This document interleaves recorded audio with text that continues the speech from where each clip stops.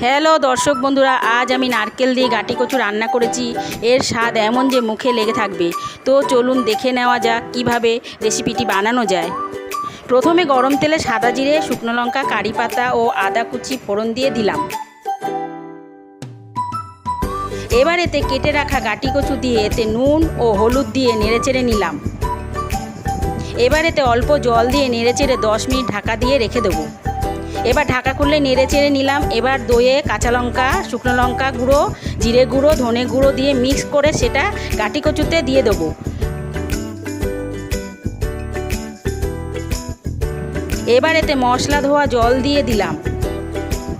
এবার ফুটে গেলে কোরানো নারকেল দিয়ে কিছুক্ষণ নেড়ে চেড়ে নিলেই তৈরি নারকেল দিয়ে গাটি কচুর রেসিপি।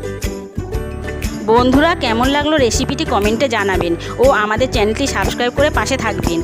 আজ এই পর্যন্তই, আবার আগামীকাল দেখা হবে। ধন্যবাদ।